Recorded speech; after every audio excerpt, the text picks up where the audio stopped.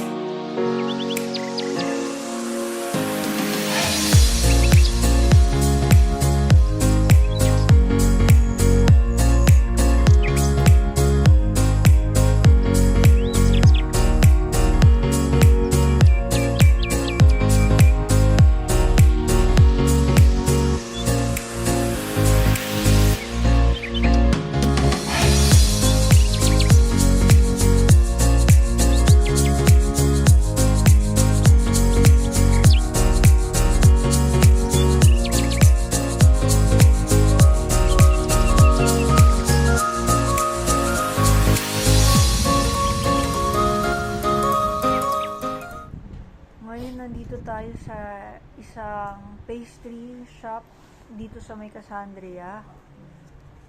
Nag-try tayo ng coffee nila. Medyo malabnaw siya pero masarap naman para sa akin.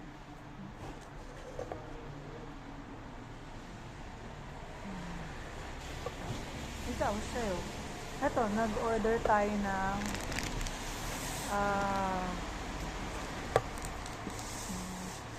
ang products nila. So, I don't know what are these called, but all of them look delicious. So, 15 euro per kilo. Per kilo. Pero kapag sumobra, syempre babayaran mo yung excess. Just like this one, inabot ng 16 point something euro. Kasi 110 grams yung tinimbang niya. Mostly guys, yung mga tourists na nakikita lang din namin, based lang din sa mga nakikita namin nung nagstay kami dito sa Greece. Karamihan sa mga in-order nila, yung mga Greek salad, macaronia. Macaronia is spaghetti here in Greece. Pero they have their famous foods here, souvlaki and gyros. So, sobrang daming pwede nyong itry dito. Pero yun nga yung pinaka-famous nilang foods. So, every time na lumalabas kami, yun talaga lagi din namin kinakain. Gyros and souvlaki. And I'm telling you, you don't wanna miss those foods. Ano pa?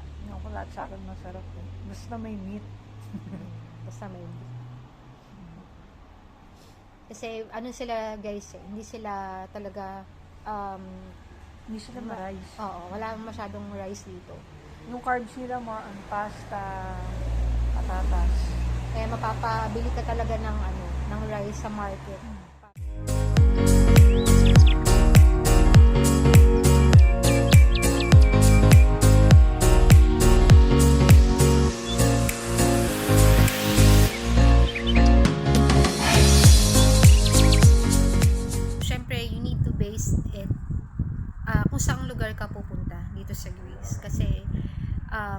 there are some place here na sobrang narrow ng streets na hindi halos makadaan yung mga sasakyan, especially for those tourists na nagbabalak pumunta ng like Santorini. Talagang mahirap kasi merong mga lugar doon or mga streets doon na hindi talaga nadadaanan ng sasakyan. Kaya based on our experience, which was happened before, meron din kaming inistayan before sa Athens na sobrang hirap, nagbabakit din kami. Kaya this is actually based on our experience na you should just pack light. It depends on the place kung saan kayo pupunta dito sa Greece and kung ilang araw kayo mag-stay.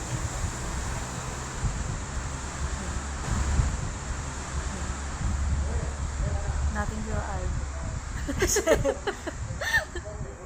Kasi pa nag-travel naman talagang konti lang naman ang damit ko tsaka dala ko. Under 15 minutes, ready to go na ako. Kasama na lahat yung pati pag-video. Nga pala, kasi ako pala yung maraming dala-dala palagi. Sa akin kasi natin. Narinig na namin yung dagat. Malapit na kami. Ayan. So, ano lang naman siya. Parang 5 minutes from our accommodation. Ayan. Pwede naman daw mag-swimming dito. Kasi dun nga sa kabila ay may maraming tao. At tabi-tabi din kasi yung resort. So,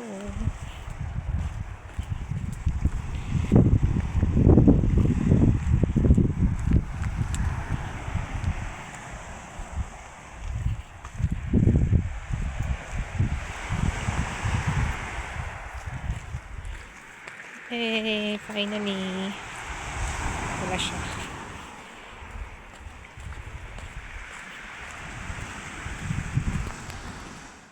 Ayan guys, ito ang aming baon.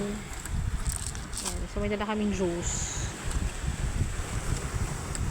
And this one is yan, beef, beans, syempre kailangan may rice. Meron ding yan.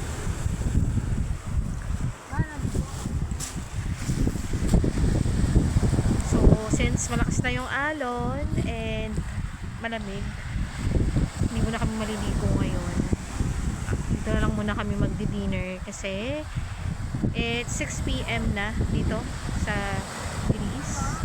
Pero as you can see, maliwanag pa rin kasi nagsisimula akong magdilim dito ng mga 9 p.m.